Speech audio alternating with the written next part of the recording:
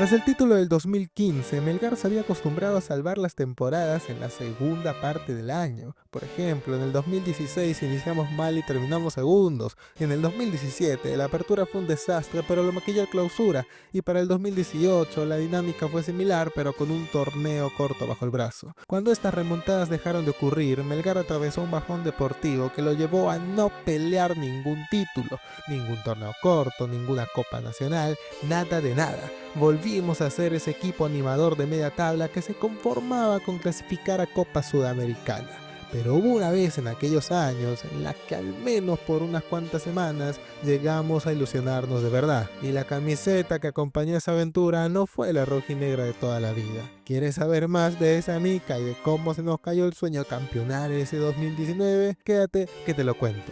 Un saludo a todos, aquí RGP comentando para Crónicas Rojinegras. Retomamos a la serie de camisetas conmemorativas y ahora nos dirigimos al 2019. Muchas gracias por el apoyo que han recibido estos videos, planeo continuar con ellos hasta el diseño de este año. Pero no nos desviemos, ya hemos hablado del caótico 2019 de Melgar, al menos grosso modo. Hoy vamos a ser más específicos y nos centraremos en los juegos que disputamos con esta camiseta granate o carmesí que pueden ver ahí. La idea de este diseño es similar a la del 2017, pero con una ejecución que estuvo notablemente mejor realizada. Tenía un tramado sutil pero sobrio, unos adornos negros que si bien no eran del todo elegantes, tampoco eran escandalosos como el celeste de la edición 2017. Los shorts seguían la misma línea y las medias eran fundamentalmente negras. Pero ¿cómo fue que se anunció esta camiseta?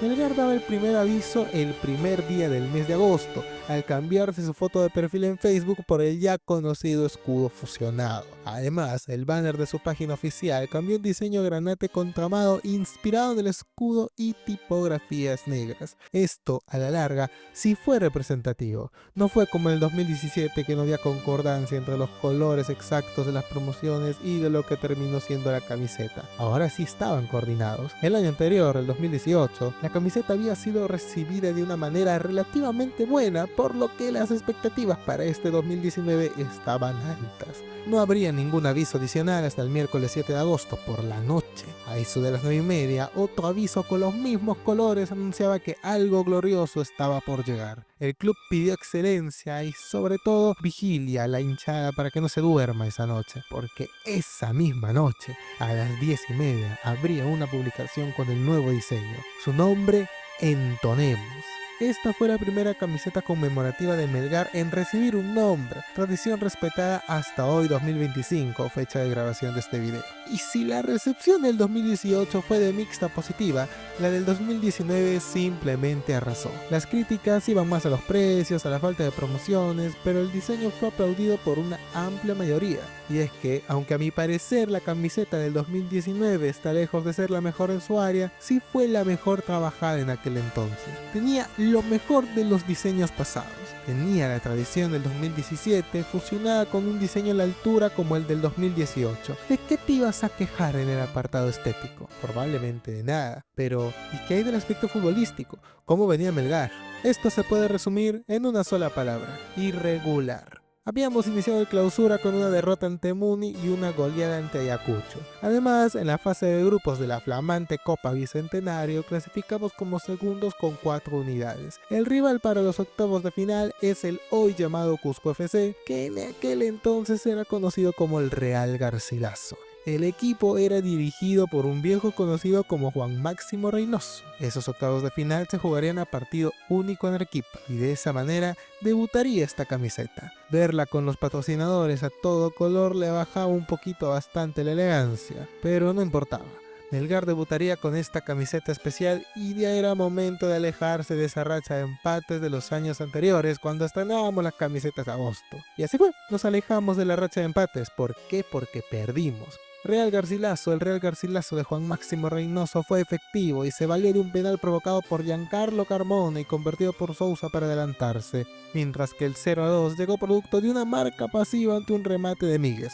Sí, el mismo Míguez que luego jugaría en Melgar y en Alianza. El mismo Míguez que generaría un penal en ese mismo partido. Un penal muy tonto, ya que pateó en el área a un Bernardo Cuesta que estaba completamente quieto. Así llegaría el descuento gracias a Johnny Vidales, quien fallaría la ejecución del cobro penal, pero cazaría el rebote. Melgar se quedaría fuera de la recién nacida Copa Bicentenario, que hubiera servido quizá para maquillar el desastre deportivo que significó ese año para la institución.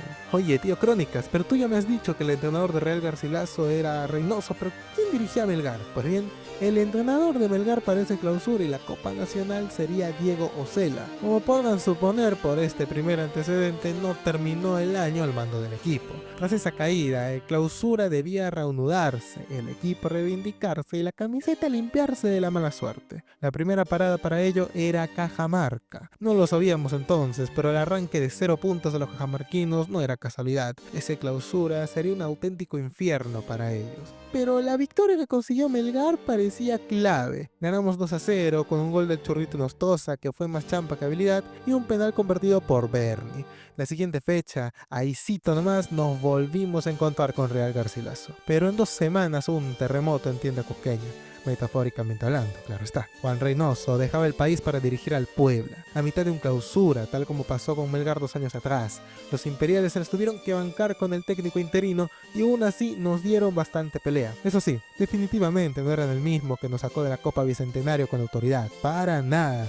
Ahora sí se dejaban dominar en el trámite, no gozaban del mismo pragmatismo ni de la misma eficacia. Un dato de color sobre este partido es que Santiago Ormeño marcó su único gol en tierras peruanas aquella noche. Fue contra Melgar, para variar. Pero no importaba, los tantos del capitán Bernardo Cuesta y David Villalba nos dieron un ajustado triunfo por 2-1. Y lo mejor estaba por venir, ya que tras jugarse toda la fecha 4, la punta era rojinegra por diferencia de goles. La situación era impensada, el juego de Osela no era precisamente de calidad, erraba mucho, a veces el equipo se veía desorientado en cancha, pero de alguna manera u otra logró colocarnos en la cima de uno de los torneos cortos más irregulares del tiempo reciente en el fútbol peruano. Había que pisar fuerte en la liga de una buena vez para consolidarnos como favoritos. Qué mejor que hacerlo ante la U de Ángel Comiso. Los cremas venían en mala racha tras el parón. Un empate sin goles ante la Muelita y una derrota polémica en Trujillo los obligaban a ganar para no despedirse de las chances por el título. Los cremas habían tenido un peor apertura que Melgar, por lo que ese duelo directo por la punta estaba pensando más en la tabla acumulada que en la propia tabla del clausura. El partido en el Monumental fue polémico. 8 amarillas y una roja para nosotros, mientras que los locales apenas tuvieron una tarjeta en contra. Con ese desequilibrado arbitraje, la U ganó sin problemas en un estadio sin público, con 2 goles de cabeza en los que el arquero y la defensa del dominó actuaron de manera deficiente. Y no, antes de que lo digas, Cáceres no tapó en ese partido, aunque usted no lo crea. El guardameta que cometió los errores fue Ángelo Campos, quien tuvo uno de sus rendimientos más flojos vistiendo la camiseta de Melgar, al menos que yo le recuerde. Es un partido curioso, que marcó el punto de inflexión de la U en esa clausura, y también el de Melgar, aunque en direcciones contrarias para ambos equipos. Podría merecer de su propio video este juego, pero en fin, el punto es que Melgar jugó en AT el 31 de agosto y no hubiera habido problema en dejar de usar la camiseta especial y emplear la rojinegra tradicional para partir del siguiente encuentro. El mes de aniversario había llegado a su fin, pero del mismo modo que el año pasado, decidieron dejar la camiseta un poquito más. Así, con ese mismo uniforme, jugamos contra el débil Pirata en Arequipa el siguiente sábado 7 de septiembre. Vidales, Amoroso y Aracaki marcarían los tantos para el 3-0 final. Melgar con 12 puntos seguía en la pelea, pero su margen de error era mínimo. Con la misma indumentaria especial volveríamos a Lima. Esta vez Melgar visitaría la San Martín y la historia fue la misma de toda la vida. Dominar el trámite, gozar de las más claras, adelantarse gracias a un gol de Bernardo Cuesta y ser empatado cerca del final, más por errores propios que por mérito del rival. Pero el club decidió conservar la camiseta por un partido más. Lo que no se conservó fue la alineación, ya que tras los constantes errores de Ángelo Campos en el arco, Carlos Cáceres volvería a tapar como titular. ¿Quién sería el rival? ¿A quién nos enfrentaríamos? A Manucci, el mismo que le ganó la U, pero que aún necesitaba puntos para salvarse de la baja. Melgar era el amplio favorito, y el trámite parecía demostrarlo. 75% de posesión, 23 remates. Manucci solo tuvo 2 remates al arco, y uno de esos remates fue el gol de José Carlos Fernández. La marca fue inexistente y Cáceres, quien volvió al arco, reaccionó de manera tardía. El gol de Zlatan le daba 3 puntos de oro a los tuquillanos, mientras que Melgar sufrió una deshonrosa derrota como local. el proceso de Diego Cela ya estaba en tela de juicio y solo duraría 5 partidos a partir de ese encuentro. Y en esos juegos apenas conocería una vez la victoria. Las falencias de un Melgar poco efectivo y sin elaboración se pusieron de manifiesto esa noche del 22 de septiembre. Arequipa despedía la camiseta que intentó rendirle honores de la misma manera con la que la recibió, de locales y con una derrota ante un equipo que cedió la posesión del balón. Melgar se fue de capa caída y solo en las últimas 2 fechas logró maquillar la campaña con una clasificación a la Copa Sudamericana. Pero esa es otra historia a la que ya le hemos dedicado un video, el cual te invito a revisar ahora mismo, lo puedes ver en la esquina superior en recomendados. También te recomiendo seguirnos en Instagram, estamos como Crónicas Rojinegras, repito, Crónicas Rojinegras, para más contenido dominó. Eso sería todo por hoy, gente, gracias por escucharme y nos vemos en una próxima ocasión. ¡Chao!